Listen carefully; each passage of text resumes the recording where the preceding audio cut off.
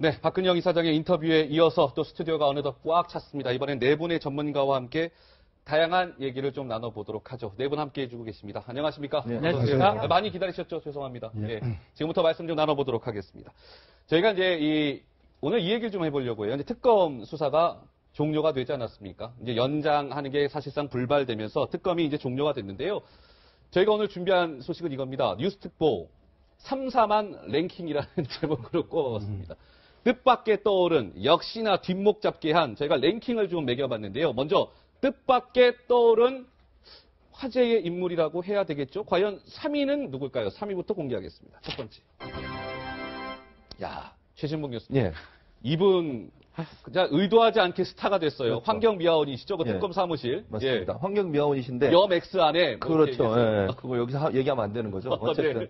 네. 아마 최순실이 소리를 지르고 들어가는 모습을 보시면서 그냥 속에 있는 말이 시원하게 나왔죠. 그것이 결국은 사람들의 눈길을 끌었고, 그게 뭐 인기 스타처럼 되셨어요. 그리고 나서 이제 촛불 현장에 나가서도 본인 발언도 하시고 이랬었는데, 이분이 발언 들어갈 수 있어요. 예. 엘리베이터 타고 위층도 가고 아래층도 가고 이러다 보니까 화장실에 최순실 씨를 목격감도 말씀을 하셨는데, 최순실 씨가 고개를 푹 숙이고 지나가더라. 이런 표현도 말씀을 하셨고, 그리고 뭐 되게 관심이 많으셨나 봐. 이분이 기자들한테도 쭉 물어봤대요. 오늘 누가 출두하십니까? 어떤 분이 나오십니까? 이런 얘기를 물어본 걸 보면 이분이 이제 거기 일하시면서 특검의 조사도 그렇고 최순실의 조사도 이런 부분에 관심이 많이 가지셨고 네. 그 말 한마디가 결국은 국민들의 마음을 시원하게 해주면서 결국 이제 뭐 정치적은 아니지만 사람들의 관심을 끄는 하나의 아이콘이 되셨죠. 네, 그 얘기를 저희 취재 기자들이 그 환경미화원 분에게 직접 들어본 이야기가 있는데요. 한번 들어보시겠습니다. 아니, 이제 처음에 딱 이만 화장실 안에서 이제 그 손타올 끼고 있는데 사람 소리가 나니까 쳐다볼 수밖에 없잖아요. 그래서 해 쳐다보니까 대단한 여자라고 생각해요. 통이 너무 크다는 얘기죠. 우리 전라도 말로 통이 진짜 아주 배 밖으로 나온 여자라. 네. 네. 환경미화원 이매순 씨 맞죠? 예, 이매순 씨. 예, 이매순 씨를 저희가 이제 특검이 나온 화제의 인물 3위로 좀 꼽아봤고요. 두 번째 2위로 한번 바로 가보겠습니다. 2위는 과연 누굴까요? 공개하겠습니다. 아마 예상하신 분들도 있으셨을 거예요. 이규철 특검보. 정말 준비 기간 포함해서 특검이 90일 동안 이제 수사를 이어왔는데 매일같이 기자실에 등장해서 기자들과 얼굴을 맞댔던 이규철 특검보입니다. 저희가 영상을 하나 준비한 게 있는데요. 먼저 보시고 말씀 나눠보도록 하죠.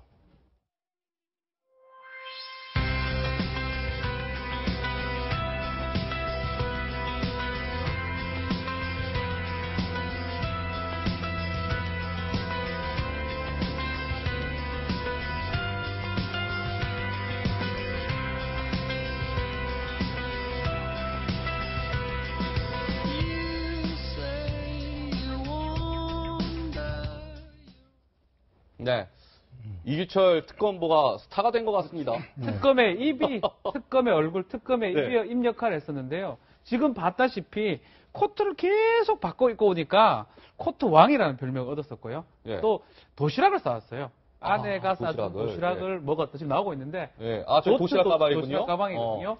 그래서 이제 강남에 아니면 우리 서울에 아줌마들의 스타가 됐는데 이규철 특검보가 매일 브리핑을 했는데 이규철 특검보의 얼굴만 보면 그날 수사가 잘 됐는지 잘못됐는지 알 수도 있고요. 기억하실 겁니다. 1차 때 이재용 부회장 영장이 기각됐을 때 네. 별말 없었는데 그 환한 모습이 지금 다 기억이 나거든요. 그래서 맞아요. 아마 미간 딱 미간 찌푸리면서. 찌푸리면서 있는데 네. 뭐 별말은 없는데 정말 기분이 나쁘구나 특검이. 그래서 아마 이번 특검보 그 대변인으로서는 아주 적절한 역할을 한 게 아닌가 이렇게 생각이 좀 듭니다. 이규철 특검보에서 한 가지만 말씀드리면 이규철 특검보하고 윤석열 검사 이렇게 같이 식사하러 가잖아요. 네네. 남자분들은 대체로 윤석열 검사한테 악수를 청한대요. 반갑다고. 네. 대부분의 여성분들은 이규철 특검보. 그러니까 여성의 인기를 왜냐면 그 땡땡이 도시락이 사실은 네. 엄청난 인기를 몰고 왔어요. 아내 사랑의 모습 그대로 웬만한 사람들은 안 들고 다니거든요. 창피해서. 예. 저분 저렇게 아내의 도시락을 들고 다니는 모습은 아주머니보다 엄청난 인기를 누린 분입니다. 저분이. 아니, 알겠습니다. 일반적인 뭐 특검이나 이런 거 해가지고 대변인이 이렇게 뜨는 건 또 처음 봤다 이런. 굉장히 이례적이에요. 네. 박근혜 대통령이나 뭐 박근혜 정부 들어서서 누구 이제 그 정부 관료라든가 이런 사람들 지명을 할 때 네. 사람 없다는 얘기 참 많이 했는데 윤창중 대변인 대신에 이규철 특검보 같은 사람을 대변인 시켰으면 어땠을까? 예. 뭐 너무 그러면 잘했을 것 같다는 생각이 들 정도였습니다. 알겠습니다. 자, 이규철 특검보 얘기해봤고요. 그렇다면 뜻밖의 떠오른 1위를 공개하겠습니다. 과연 시청자 여러분들 함께 한번 맞춰봐 주시죠. 아, 누가 있을까? 한번 생각해 주시면 아마 예상하신 분들도 분명 있으실 겁니다. 1위는 바로 이 인물입니다. 최순실의 조카 장시호. 자, 이 강 교수님, 예. 이 뭐니 해도 뭐 이 장시호 뭐 복덩이란 뭐 별명도 있고요. 장시호가 단연 최고의 스타로 떠오른 것 아닌가 싶은 생각은 드는데 네. 뭐 동의하십니까? 강 교수님. 아마 스타적인 요소는 갖고 있는 것 같습니다. 아마 네. 어떻게 본다면 요즘에 카메라에 잘 받는 것 같고요. 여러 가지 요소가 있는데 아마 장시호 씨 같은 경우에는 호감과 비호감을 동시에 갖고 있는 것 같아요. 아, 호감과 비호감을 동시에 갖고 동시에 갖고 있다. 예, 그러니까 아마 특검 쪽에서는 상당히 그 호감을 있는 것 같고요. 아마 사건을 활성화시키고 이렇게 열어가는데 많은 도움을 줬다는 점에서 특검 네. 쪽에서 상당히 호감이 있는 거지요. 또 네. 사실 특검의 활동을 지지하는 세력 쪽에서는 상당히 좋은 이미지를 갖고 있는 것 같아요. 장시호 씨에 대해서. 네.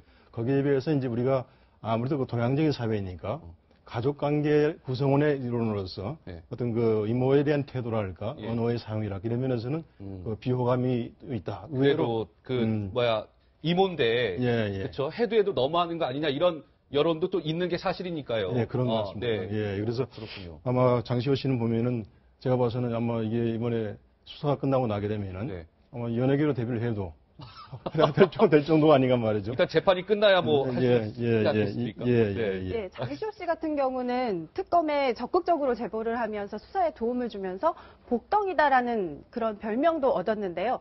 어떻게 장시호 씨가 특검의 복덩이까지 됐을까요? 저희가 영상으로 한번 준비해봤습니다.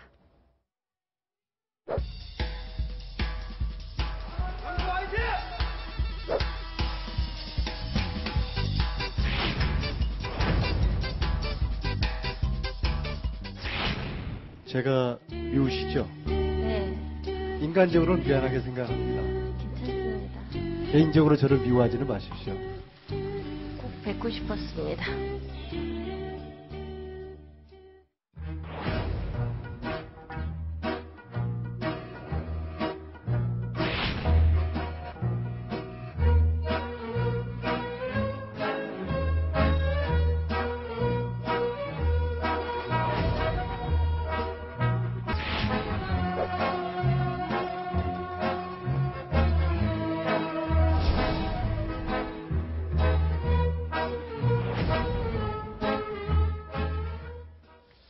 제가 지난주 사실 방송할 때도 장시호에 대해서 이렇게 얘기했는데 뭔가 묘한 그 매력이라고 표현하면 어떨지 모르겠는데 뭔가 묘한 맛이 있다라는 말씀을 드렸는데 지금 영상 보면서 저는 또 그 생각을 했거든요. 그런데 시청자 여러분 재미난 것이 어제 이제 특검에서 일했던 분들이 기자들과 이제 사실상 이제 마지막 뒤풀이 자리를 가진 거예요. 식사, 오찬을 함께 했는데 여기에서 장시호에 대한 평가들이 줄을 이었습니다. 먼저 이용복 특검보는 장시호에 대해서 아이고 부침성이 너무 좋아. 내가 놀랬어요. 우리 직원으로 착각할 정도였다.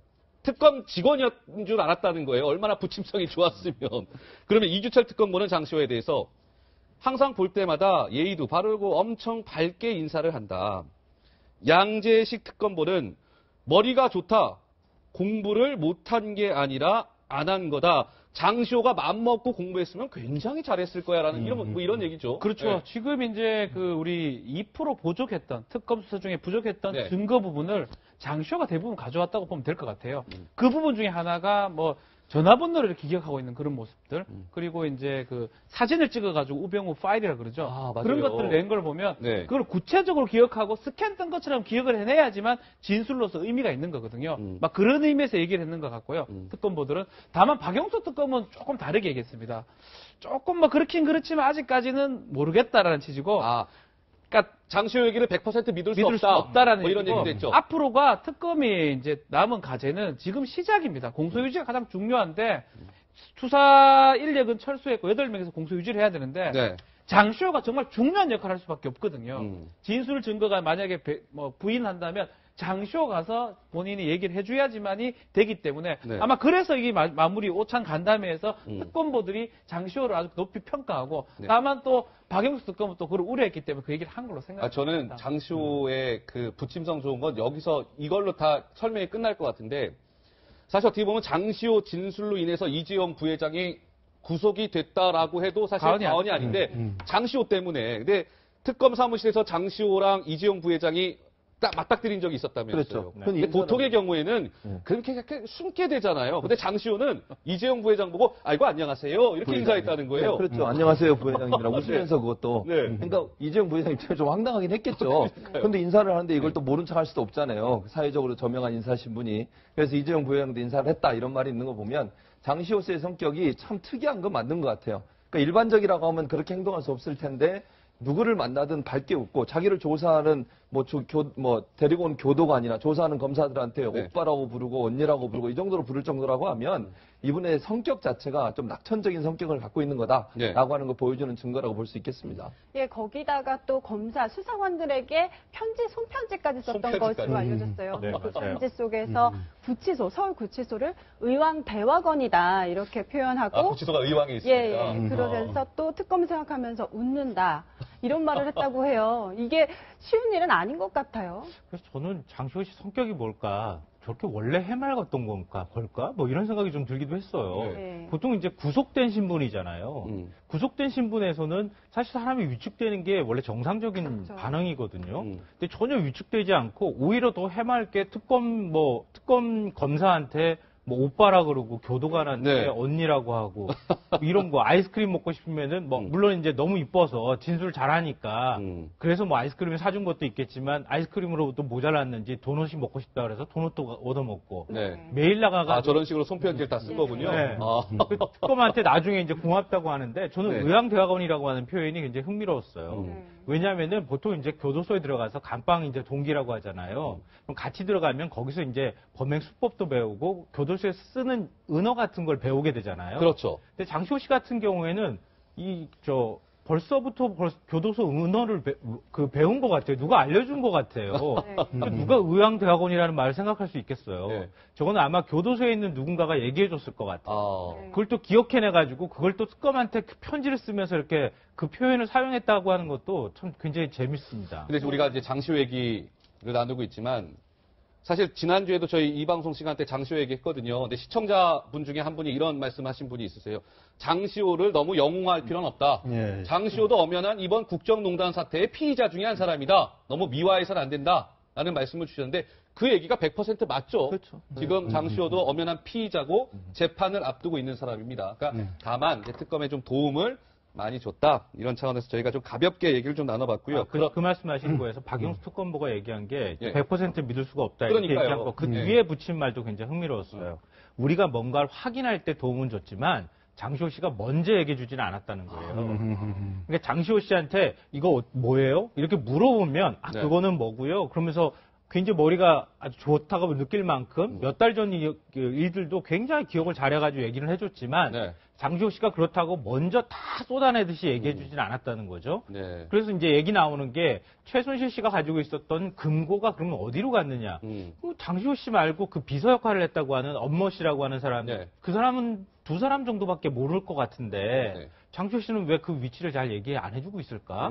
이런 것도 그렇고요. 맞아요. 최순실 씨가 장시호 씨를 그렇게 믿었다고 하면 만약에 재산을 숨긴 게 있다면 장시호 씨가 그걸 조금 더 알 수도 있을 것 같은데 그런 내용은 거의 안 나왔거든요. 네. 그러니까 완벽하게 특검편은 아니다. 특검 스스로도 그렇게 생각하고 있다. 이런 네. 거는 알아둬야 될 것 같아요. 알겠습니다. 예. 저희가 예. 하나만 더 덧붙인다면 말씀하시죠. 네. 저희 이 양반이 성격이 물론 낙천적이고 뭐 상황에 적응하는 능력이 좋은 점도 있지만은 사실 어떻게 본다면은 이 사태의 심각성이랄까 그 죄에 대한 죄의식이 별로 없는 것 같다. 아마 그것도 상당히 편하게 네. 적응해 나가는데 도움이 되지 않았는가. 그래서 뭐 긍정적으로 보는 측면도 있지만 네. 우리가 어떻게 본다면 상당히 부정적인 측면에서 본다면은 네. 아직도 좀 반성하는 자세가 좀 부족하다 이렇게 볼 수도 있는 것 같습니다. 맞습니다. 예. 예. 정확한 말씀이신 것 같습니다. 네. 자, 뜻밖의 떠오른 저희가 이 3인을 꼽아봤다면 이번에는 역시나 이제 뒷목 잡기 한 이 이름 석자만 나오면 이제 혈압 올라가시는 분들이 많으실 겁니다. 자, 세 번째 3인은 과연 누굴까요? 공개하겠습니다. 우병우 전 청와대 민정수석입니다. 박지원 변호사님. 네. 박영숙 특검이 근데 자신감을 보였다면서요? 자신감을 다시 청구한다면 100% 영장을 받을 자신이 있다라고. 구속영장을 얘기했는데 재청구하면 그때 100% 발부될 그만큼 아쉬운 것 같아요. 너무너무 아쉬운 것 같아요. 만약 예. 이 이재용 부회장 구속할 때까지만 해도 뭐 완전 정점을 찍었거든요. 만약에 우병우 전 수석을 구속을 했다 그러면 특검은 성공리에 끝났다는 평가를 할 건데 뭐 오찬 간담회 할 때도 상당히 어떤 자랑을 많이 했을 것 같은데 예. 너무너무 아쉬웠기 때문에 재청구하면 100% 가능하다 했는데 실제로 사실은 이제 우리 일반 검찰에서 올 때부터 수사가 좀 미진했던 부분들이 있거든요. 네, 그렇죠. 특검 잘못이라기보다는 일단은 미진했기 때문에 그만큼 어려웠고 다시 이제 검찰로 돌아가는데 검찰에서 수사 결과를 좀 기대해야 될 것 같습니다. 예. 사실 현재 검찰이 우병우 사단이다 이런 그렇죠. 평가도 있습니다. 근데 이제 어제 수사 자료도 다 넘어갔고 검찰에서 과연 다시 그러니까요. 영장을 청구할까요? 일단은 수사 제대로 할까요? 우병우 수석이 민정수석하면서 검찰총장 뽑았고요. 네. 김수남 네. 그리고 이영렬 중앙지검장입니다. 그 라인이 다 우병우 그 수석하고 예. 관계가 상당히 검사 뭐 2, 3년 선후배 관계예요. 예, 통화도 막 수천 통화도 건이라고 지금 하더라고요. 뭐 검찰국장하고는 뭐 1000회 이상 했다고 네. 얘기를 하고 있잖아요. 예. 막 그러다 보니까 자유롭지는 못할 것 같습니다. 그래서 네. 수사도 좀 미진했고 특별수사본부로 동기생을 뽑았어요. 윤갑근 씨라고. 그래서 예. 수사 안 될 수밖에 없는 상황인데 다만 새로 돌아왔고 검찰이 지금 개혁의 위기에 지금 몰려 있습니다. 예. 만약 이번도 잘못된다 그러면 뭐 공수처라든지 검찰 개혁이 이제 어쩌면 현실화된 상황이기 때문에 검찰이 이런 상황에서는 되게 민감한 조직입니다. 네. 결국은 우병우를 버리고 조직을 살린다면 결국 중간 간부들 특히 평검사나 중간 검사들은 더 열심히 수사하지 않을까. 특히 이제 일반 그 행령 부분들은 확실하거든요. 네. 그 부분을 중심으로 해서 구속영장 재청구는 가능한 그러니까 시청자 여러분들 기억하실 거예요. 우병우 수석이 왜 검찰에 그때 등장했을 때 기자를 얼마나 진짜 네, 쏘아봤죠. 쏘아봤잖아요. 제 같은 기자로서 그걸 보면서 굉장히 저도 불쾌했었는데 그럴 만한 영상이 딱 때마침 나오는 겁니까? 예, 이제 레이저 쫙 그 쏘는 거 있잖아요. 그 검찰 출석했을 때도 그렇고 다 그럴 만한 이유가 있었던 거 아니냐라는 얘기가 나오는데 최진봉 교수님, 예. 조금 전에 박지훈 변호사가 잠깐 말씀을 주셨는데 우병우 수석 이 좀 문제가 많은 것 같아요. 예. 그러니까 지난해 본인도 어떻게 보면 수사 대상에 올랐을 당시에요. 그렇죠. 검찰 수뇌부, 정확하게 안택은 법무부 검찰국장하고 석 달 동안 1000번 가까이 통화했고요. 예. 그때 검찰총장이 누구냐면 김순환 검찰총장이에요. 현 검찰총장이기도 하죠. 예, 예. 그 같은 기간에 20여 차례 20여 번. 통화했다는 거예요. 예, 수사 대상에 오른 우병우 수석이 그렇죠. 말이죠. 그러니까 두 사람들은 뭐라고 네. 얘기하냐면 통상적인 업무적인 전화했다고 얘기하는데 네. 듣기에 따라서 그건 좀 이상하잖아요. 예를 들면 업무적 전화를 그렇게 많이 할 수는 없잖아요. 하루에 10번 꼴이에요. 그렇죠. 하루에 10번씩 전화를 네. 했다고 하면 물론 검찰국장이라는 자리가 인사를 하는 자리니까 민주가 없는 상황 아니겠습니까? 네. 그런 상황에 이렇게 많이 전화를 했다고 하는 것은 외압으로 비춰질 가능성이 충분히 있는 것이죠. 예. 중요한 거는 이게 검찰의 첫 번째 조사에 전혀 통화 기록에 대한 압수수색이나 아니면 조사가 없었어요. 이게 그러네요. 특검에서 나왔잖아요. 네, 이게 그러네요. 특별수사본부에서 먼저 조사를 했는데 네네. 왜 그러면 조사 기록을 조회를 안 했냐는 거죠. 네. 검찰에서 조사할 때 ABC는 네. 통화 기록부터 조회하는 거예요. 그랬더니 예. 뭐라고 변명을 했냐면 개인 비리니까 그랬다. 그럼 개인 비리는 통화 기록 조사 안 합니까? 개인 비리도 전화로도 하잖아요. 당연히 하죠. 당연히 그러면 하죠. 통화 기록 조사해야지. 개인 비리니까 안 하고 이게 국정농단과 설명이 안 관련되니까 되죠. 이건 아닌 거죠. 예, 예. 그래서 저는 이 검찰이 이런 상황에서 좀 더 열심히 하려는 의도를 가져야 한다고 생각하고 네. 또 한 가지는 특검에서 저렇게 특별검사가 그렇게 얘기한 것은 결국 무슨 의미냐면 네. 검찰이 제대로 조사하라고 하는 메시지일 수도 있어요. 맞아요. 우리가 다시 맞아요. 청구하면 100% 됐다. 이 말은 검찰이 그러니까 안 검찰 했을 때 똑바로 하세요. 이 그렇지. 얘기인 거예요. 안 했을 때는 네. 거기에 대한 비난을 받을 수 있다고 하는 알겠습니다. 부분이 메시지로 전달됐다고 볼 수 있겠습니다. 강 교수님 뭐 덧붙일 예, 말씀 예. 있으신가요? 지금 말씀하신 것처럼 우병우 이번에 그 조사 불충분하게 보이는 것이 말이죠. 이 사람이 검찰 식구 감싸기의 어떤 그 결과가 아니냐 이렇게 말씀하신 분이 계시는데 그걸 반증하는 새로운 그 사실이 하나 있었어요. 뭐냐면은 청와대하고 언론사하고 그 대결의 구도가 작년에 들어갔을 적에 네. 그 모 신문사에서 우병우 수석에 대해서 한 달 동안 아마도 그 조사를 시켰다 그래요. 왜냐하면 공격 자료를 쓰기 위해서. 네네. 근데 결국 나온 게 별로 없다는 거예요. 어. 이건 뭘 의미하냐면은 아마 우병우 수석이 자기의 뒷마무리 깔끔히 하는 스타일 같아요. 네. 그러니까 우리가 뭐 벅부라지 이렇게 얘기하는 측면도 있지만은 흔적을 남기지 않는 거죠. 그래서 네. 이번에 아마 특검에서 우병우를 제대로 조사하지 못한 게 아니라 네. 우병우 본인 스스로가 본인 주변 관리를 잘해온 측면도 있다. 아까 특검도 제대로 못한 거를 일반 검찰이 제대로 할 수 있을까 사실 좀 걱정은 좀 되는데요. 예. 어찌됐건 뭐 한번 지켜보도록 하죠. 뭐 지금 박영수 특검은 검찰의 압박 메시지를 던진 겁니다. 구속영장 다시 청구하면 발부될 것이다. 한번 일반 검찰이 어떻게 수사하는지 잘 지켜보도록 하고요. 자, 두 번째로 넘어가 보도록 하겠습니다. 2위입니다. 2위. 공개하겠습니다. 최순실이 등장 안 할래 안 할 수가 없습니다. 이제 하다 못해 최순실이 김성환 평론가님 네. 유엔에 뭐 청원을 한다면서요? 유엔에. 예, 그렇습니다. 이게 대체 무슨 얘기입니까? 책 반입을 금지한 것은 이건 인권 침해에 해당이 책 반입 된다. 금지된 게 인권 침해이기 예. 때문에 유엔에 청원을 하겠다 네, 이거예요? 그렇습니다. 그러니까 인권 침해를 당했다고 하는 게 국내에서는 해결이 안 되니까 유엔 차원에다가 네. 그걸 뭐 제소를 한다거나 이런 방식으로 네. 나의 인권 침해 문제를 공개적으로 공론화시키겠다 이런 건데요.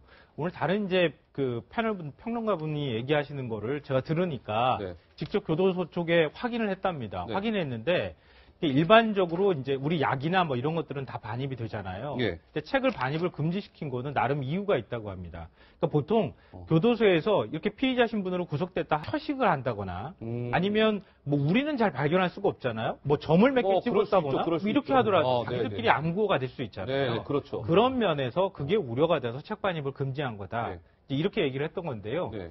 그러니까 이게 논리상으로 사실은 최순실 씨가 이렇게까지 뭐 유엔 차원에다가 얘기를 할 만한 거리는 안 될 거다 이렇게 다 생각하는데 한 이유는 저는 이 딸 정유라 씨 때문이라고 생각해요. 정유라랑 무슨 상관이에요? 정유라 씨도 그 덴마크에 지금 이제 구금된 상태잖아요. 그렇죠. 거기서도 내 딸을 빼앗아 가려고 하고 있다. 이거 인권 침해다. 정치적 사범으로 내가 거기에 붙잡혀 있는 거다라고 주장을 네. 하고 있는 거죠. 그러면 정유라 씨가 만약에 최순실 씨가 유엔 차원에다 제소를 할 경우에 정유라 씨가 뭐라고 하겠습니까? 우리 엄마도 지금 정치적 희생양이 돼서 네. 인권 침해를 당하고 있다. 지금 내가 여기 구금돼 있는 것도 한국 검찰이나 이런 데서 사건이다라고 항변할 수 있는 거리를 주기 위해서 네. 최순실 씨가 저렇게 하는 것 아닐까 그런 네. 생각이 듭니다. 알겠습니다. 최순실의 과연 끝은 어디일까요? 유엔에 정원까지 한다고 하는데 자 글쎄요. 자 동의할 수 있는 사람이 몇 명이나 되겠습니까? 자 역시나 뒷목 잡기한 1위 누굴까요? 보겠습니다. 박근혜 대통령입니다. 자 강 교수님, 박근혜 대통령 쪽에서 약간 좀 전략을 수정한 것 같습니다. 예. 그동안에는 보면 지금도 밖에서 뭐 이제 태극기 집회 열리고 있잖아요. 예. 탄핵 기각을 외쳤다면 어젠가부터요? 약간 좀 이게 전략이 바뀐 것 같아요. 기각을 촉구하는 게 아니라 아예 각하해야 된다. 예. 탄핵 심판에 각하해야 된다. 이렇게 전략을 바꾸고 나왔는데 이 의도가 뭡니까? 아마 많은 사람들이 전략적으로 대응하는 게 아니냐 이렇게 말씀하시는지 하지만은 네. 저희가 어저께 그 국회에서 자문회의에 나오는 헌법학자하고 네. 정치학자가 이 문제에 대한 이야기를 나눠봤어요. 예. 나눠봤는데 한 의견으로 모아지질 않더라고요. 어떤 사람은 아마 8대 0으로 예, 탄핵 결정이 날 거다 이렇게 말하는 분도 계셨고 네. 어떤 사람 같은 경우에는 아니다 이게 각하가 될 것이다 이렇게 말을 해요. 그 배경이 뭐냐면은 네. 헌재의 재판이라고 하는 게 정치적인 그 심사하고 사법적 심사가 이렇게 혼재된 상황이 되는데 아마 정치적인 심사 기준으로 본다고 한다면은 네. 이게 아마 탄핵 결과 하는 것은 나오겠지만은 네. 사법적 심사 기준으로 본다 한다면은 이건 각하될 가능성이 높다. 네. 이런 거 혼재되어 있더라고요. 네. 그렇기 때문에 전문가 그룹에서도 이거 보게 되면은 일치된 의견이 없다는 점에서 네. 청와대는 아직까지도 아마 그 마지막 가능성을 보고서 그런 주장을 하는 게 아닌가 생각이 들어요. 그러니까 저는요, 네, 대통령 대리인단의 지금 이 각하 주장은 상당히 모순이 커요. 박지원 변호사. 네. 왜냐하면 그동안 줄기차게 기각 요구하다가 그렇죠.